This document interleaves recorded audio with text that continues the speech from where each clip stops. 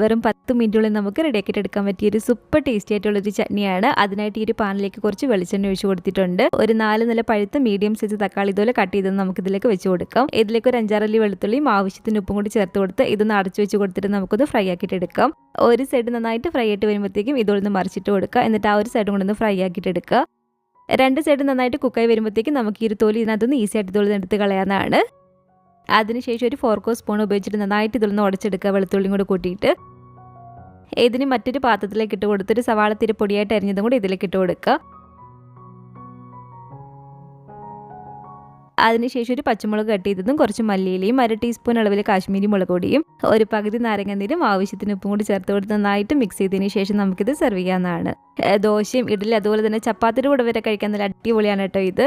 അപ്പോൾ വീഡിയോ ഇഷ്ടപ്പെട്ടെങ്കിൽ ലൈക്ക് ചെയ്തൊന്ന് സബ്സ്ക്രൈബ് ചെയ്ത് സപ്പോർട്ടും കൂടി ചെയ്യുക.